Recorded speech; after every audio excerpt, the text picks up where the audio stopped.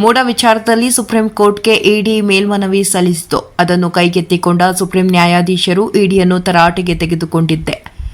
ಜೊತೆಗೆ ರಾಜಕೀಯವಾಗಿ ಇಡಿ ಬಳಕೆ ಮಾಡಿಕೊಳ್ಳುತ್ತಿರುವುದು ಸರಿಯಲ್ಲ ಎಂದು ಹೇಳುವ ಮೂಲಕ ಸುಪ್ರೀಂ ಕೋರ್ಟ್ ಇಡಿ ಸೇರಿ ಕೇಂದ್ರ ಬಿಜೆಪಿಗೆ ಕಪಾಳ ಮೋಕ್ಷ ಮಾಡಿದೆ ಎಂದು ಎಂಎಲ್ಸಿ ಸಲೀಂ ಅಹಮದ್ ಕಿಡಿಕಾರಿದರು.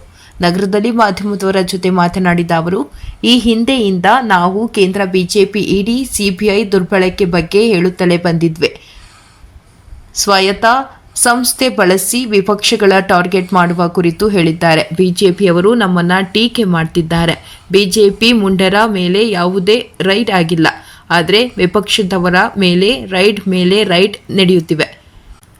ಇಡಿ ದುರ್ಬಳಕೆ ಬಗ್ಗೆ ಸುಪ್ರೀಂ ಅಭಿಪ್ರಾಯ ಹೊರ ಹಾಕಿದ ಮೇಲಾದ್ರೂ ಕೇಂದ್ರ ಬಿಜೆಪಿಗೆ ನಾಚಿಕೆ ಬರಬೇಕು. ಮಾತಿದ್ರೆ ಸಬಕಾ ಸಾಥ್ ಸಬಕಾ ವಿಕಾಸ ಅಂತಾರೆ ಪ್ರಧಾನಿ ಮೋದಿಯವರು. ಕಳೆದ ಎಂಪಿ ಎಲೆಕ್ಷನ್ ವೇಳೆ ಮೋದಿಯವರು ಅಬ್ಕಿ ಬಾರ್ 400 ಪಾರ್ ಅಂದ್ರು. ಆದರೆ ಜನ ಅದಕ್ಕೆ ಮತಗಳ ಮೂಲಕ ಉತ್ತರ ನೀಡಿದ್ರು. 400 ಸೀಟ್ ಬಿಜೆಪಿ ಗೆಲ್ಲಲೇ ಇಲ್ಲ. ಕೊನೆಗೆ ಮೈತ್ರಿ ಮಾಡಿಕೊಂಡ ಸರ್ಕಾರ ಮಾಡಿದ್ದಾರೆ. ಮೋದಿಯವರು ಸಬ್ಕಾ ಸಾಥ್ ಸಬ್ಕಾ ವಿಕಾಸ ಮಾಡ್ತಿಲ್ಲ, ಸಬ್ಕಾ ವಿನಾಶ ಮಾಡ್ತಿದ್ದಾರೆ ಎಂದು ಗುಡುಗಿದ್ರು. ಹೇಳ್ಬೇಕಂತ ಹೇಳಿದ್ರೆ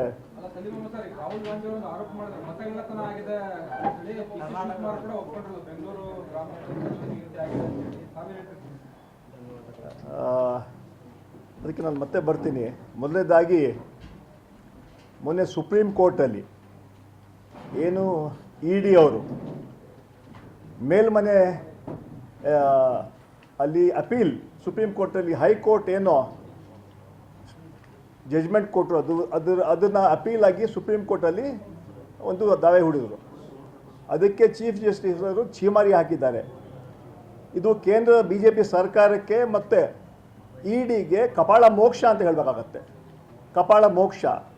ಅದೇ ರೀತಿ ಈ ಕಾನೂನು ಇತಿಹಾಸದಲ್ಲಿ ದೊಡ್ಡ ಸ್ಟೇಟ್ಮೆಂಟ್ ಯಾರೂ ಕೂಡ ಇಲ್ಲಿವರೆಗೂ ಸುಪ್ರೀಂ ಕೋರ್ಟಲ್ಲಿ ಮಾಡಿರಲಿಲ್ಲ. ಅವ್ರು ಹೇಳಿದ್ರು, ರಾಜಕಾರಣ ಮಾಡಿದ್ರು ರಾಜಕಾರಣ ಸಮೇತ ಮಾಡ್ಕೊಳ್ಳಿ, ಆದರೆ ನೀವು ಈ ಸಂಸ್ಥೆ ಮೂಲಕ ರಾಜಕೀಯ ಮಾಡೋಕ್ಕೆ ಹೋಗಬೇಡಿ ಅಂತ ಒಂದು ಸಂದೇಶ ಕೊಟ್ಟಿದ್ದಾರೆ. ನಾವು ಕಳೆದ ನಿರಂತರ 5 ವರ್ಷದಿಂದ ನಾವು ಹೇಳ್ತಾನೇ ಇದ್ವಿ, ನರೇಂದ್ರ ಮೋದಿಯವರು, ಅಮಿತ್ ಶಾ ಅವರು CBI, ED, IT ತಮ್ಮ ಮುಂಚೂಣಿ ಘಟಕಗಳಾಗಿ ದುರ್ಬಳಕೆ ಮಾಡ್ಕೊಳ್ತಾ ಇದ್ದಾರೆ. ಅವ್ರನ್ನ ಮಿಸ್ಯೂಸ್ ಮಾಡ್ತಾ ಇದ್ದಾರೆ. ಏನು ವಿರೋಧ ಪಕ್ಷದ ನಾಯಕರನ್ನ ಹತ್ತಿಕ್ಕುವಂಥ ಕೆಲಸ ಮಾಡ್ತಾ ಇದ್ದಾರೆ ಅಂತ ನಾವು ಹೇಳ್ತಾ ಇದ್ವಿ. ಅದಕ್ಕೆ ನಾವು ಬೇಕಂತ ಟೀಕೆ ಮಾಡ್ತೇವೆ. ನಾನು ಕೇಳ್ತೀನಿ ನಿಮಗೆ, ಯಾರ್ದು ಭಾರತೀಯ ಜನತಾ ಪಾರ್ಟಿಯ ಯಾವುದಾದ್ರೂ ಮುಖಂಡರು ಮನೆಗೆ ರೈಡ್ ಮಾಡಿದ್ದಾರಾ? ನಾಚಿಕೆ ಆಗಬೇಕು ಅವ್ರಿಗೆ. 12 ವರ್ಷ ಸುಳ್ಳು ಹೇಳ್ಕೊಂಡು ಅಧಿಕಾರ ಕಳ್ಕೊಂಡು ಮಾಡಿದ್ದಾರೆ. ಸಬ್ಕಾ ಸಾಥ್ ಸಬ್ಕಾ ವಿಕಾಸ್ ಇಟ್ಬಿಟ್ಟು 400 ಗೆಲ್ತೀವಿ ಅಂತ ಹೇಳಿದ್ರಿ. ಇಸ್ ಬಾರ್ 400 ಪಾರ್ ಅಂತ 320 ಮನೆ ಕಳ್ಸಾಗಿದ್ರು ಜನ. ಅಂತಿಮವಾಗಿ ನಾಯ್ಡು ಮತ್ತು ನಿತೀಶ್ ಮೂಲಕ ಸರ್ಕಾರ ಇಟ್ಕೊಂಡಿದ್ದಾರೆ. ಅದರಿಂದ ಹೇಳ್ತಾರೆ ಸಬ್ಕಾ ಸಾಥ್ ಸಬ್ಕಾ ವಿಕಾಸ್ ಅಂತ. ನಾನು ಹೇಳ್ತೀನಿ ಸಬ್ಕಾ ಸಾಥ್ ಸಬ್ಕಾ ವಿನಾಶ್ ಅಂತ ಕೆಲಸ ನರೇಂದ್ರ ಮೋದಿ ಮಾಡ್ತಾರೆ.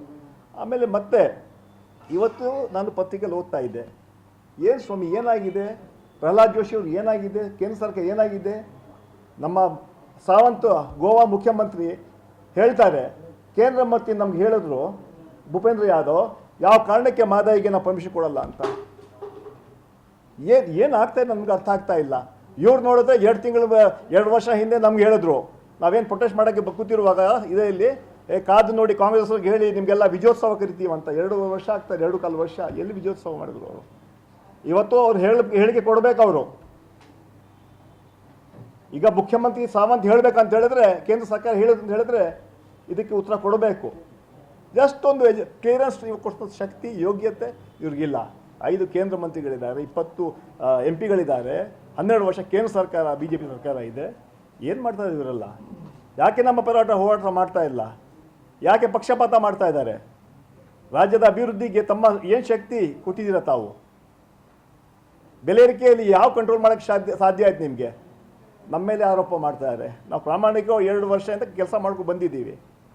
ಬೆಲೆ ಏರಿಕೆ ಲಾಸ್ಟ್ ಟೈಮು 2 ಸಲ ಪ್ರೆಸ್ ಕಾನ್ಫರೆನ್ಸ್ ಹೇಳಿದ್ದು ನಾನು. ಬೆಲೆ ಏರಿಕೆ ಎಷ್ಟು ಜಾಸ್ತಿ ಆಗ್ತಾ ಇದೆ ಅಂತ ಹೇಳಿದ್ರೆ ಅವ್ರು ನಮ್ಮ ಮೇಲೆ ಟೀಕೆ ಮಾಡ್ತಾರೆ ಅವರು. ಅದರಿಂದ ಇವತ್ತು ಈ ವಿಚಾರಗಳನ್ನು ಇವತ್ತು ಮೊನ್ನೆ CM ಹೋಗಿಬಿಟ್ಟು ಭೇಟಿ ಮಾಡಿದ್ರು, ಡೆಪ್ಟಿ CM ಹೋಗಿ ಭೇಟಿ ಮಾಡಿದ್ರು. ಕರ್ನಾಟಕಕ್ಕೆ ನ್ಯಾಯ ಕೊಡಿ, ನಮ್ಮ ಟ್ಯಾಕ್ಸ್ ಹಣ ನಮಗೆ ಕೊಡಿ ಅಂತ ಇವತ್ತು ಯಾವುದೇ ಒಂದು ಕಾರ್ಯಕ್ರಮ ಹಣ ಕೊಡುವಂಥ ಕೆಲಸ ಮಾಡಿಲ್ಲ. ಇವತ್ತು ಬೇಕಿದ್ದ ಕಾರ್ಯಕ್ರಮ ಇರ್ಬೋದು, ಬೇರೆ ಬೇರೆ ವಿಚಾರ ಇರ್ಬೋದು. ಯಾಕೆ ಈ ಥರ ಮಾಡ್ತೀರಾ? ಯಾಕಂದರೆ ಜನ ಕಾಂಗ್ರೆಸ್ ಪಕ್ಷಕ್ಕೆ ಓಟ್ ಹಾಕಿ ಗೆಲ್ಸಿದ್ದಕ್ಕೆ ನೀವು ಅನ್ಯಾಯ ಮಾಡ್ತಾಯಿರಾ? ಜನ ನೋಡ್ತಾ ಇದ್ದಾರೆ, they will lose their confidence. ಈಗಾಗಲೇ ಅವರು ಕೇಂದ್ರ ಸರ್ಕಾರದ ಮೇಲೆ ಜನ BJP ಮೇಲೆ ಭ್ರಮನಿಷ್ಠರಾಗಿದ್ದಾರೆ. ಆದರೂ ಕೂಡ ನಾನು ಹೇಳ್ತಾ ಇದ್ದೀನಿ, ಇವತ್ತು ವಿಶೇಷವಾಗಿ ಇವತ್ತು ಮಹದಾಯಿದ ಬಗ್ಗೆ ಬಹಳಷ್ಟು ಜನರಿಗೆ ನೋವಾಗಿದೆ.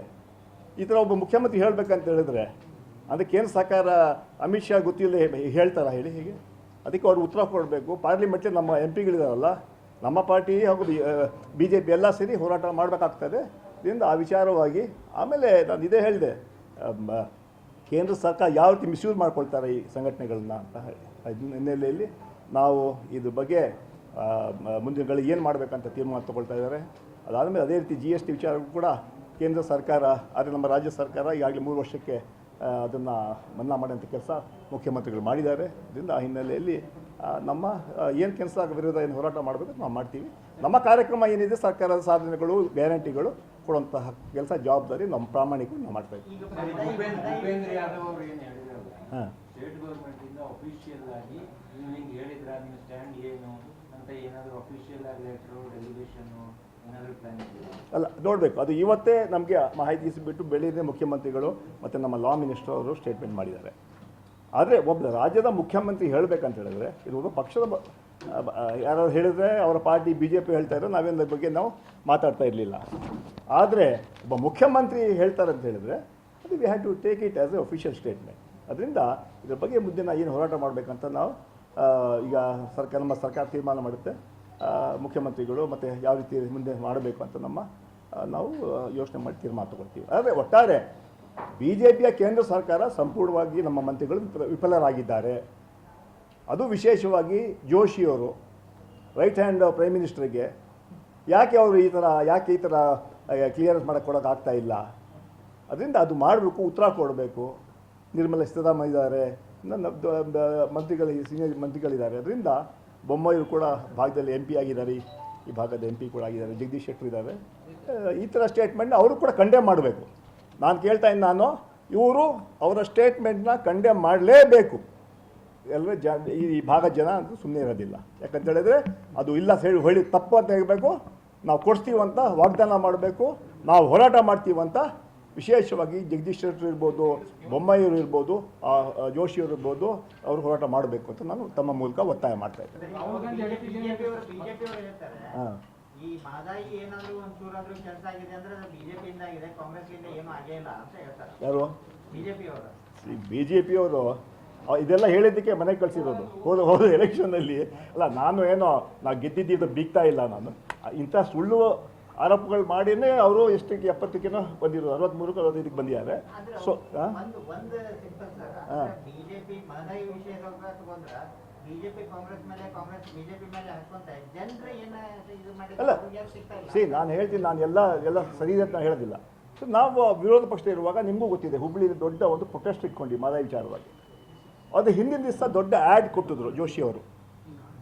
ನಾವು ಕೂಡಲೇ ಫೌಂಡೇಶನ್ ಹಾಕಿ ಆ ಕಾರ್ಯಕ್ರಮ ಶುರು ಮಾಡ್ತೀವಿ, ಏನು ಪ್ರೊಟೆಸ್ಟ್ ಮಾಡ್ತೀವಿ ಇದನ್ನೆಲ್ಲ ಆ ಕಾರ್ಯಕ್ರಮಕ್ಕೆ ಉದ್ಘಾಟನೆ ಕಾರ್ಯಕ್ರಮಕ್ಕೆ ಇರ್ತೀವಿ ಅಂತ ಅವ್ರು ಹೇಳಿದ್ರು, ನಾವಲ್ಲ. ಅದಕ್ಕೆ ಅವರೇ ಉತ್ತರ ಕೊಡಬೇಕು. ಅವರೇ ಅಧಿಕಾರದಲ್ಲಿದ್ದಾರೆ. ಈಗ 12 ವರ್ಷ ಆಯಿತು BJP ಅಧಿಕಾರದಲ್ಲಿ ಇತ್ತು. ಈಗ 2 ಪೇಪರ್ ಬರ್ದಿದ್ದಾರೆ. ಆಮೇಲೆ ಇನ್ನೊಂದು ಅವ್ರು ಕ್ವಶನ್ ಕೇಳಿದ್ರು ಒಂದು ಕಳ್ಳತನ ಪ್ರಕಾರ. ಈಗಾಗಲೇ ಈ ಕಳ್ಳ ಓಟು ಬಗ್ಗೆ ನಾವು ಕಳೆದ ಕೆಲವು ವರ್ಷಗಳಿಂದ ನಾವು ಹೇಳ್ತಾನೆ ಇದ್ದೀವಿ. ಅದರಲ್ಲೂ ವಿಶೇಷವಾಗಿ ಮಹಾರಾಷ್ಟ್ರ ಮತ್ತು ಹರಿಯಾಣ ಈ 2 ರಾಜ್ಯದಲ್ಲಿ ಕೂಡ ಇಂತಹ ಘಟನೆಗಳು ಆಗಿದೆ. ರಾಹುಲ್ ಗಾಂಧಿಯವರು ಅದನ್ನು ಮೊನ್ನೆ ಹೇಳಿಕೆ ಕೊಟ್ಟಿದ್ದಾರೆ. ಕೆಲವು ಕ್ಷೇತ್ರಗಳಲ್ಲಿ, ಅದು ಕರ್ನಾಟಕ ಕೂಡ ಒಂದು ಕ್ಷೇತ್ರದಲ್ಲಿ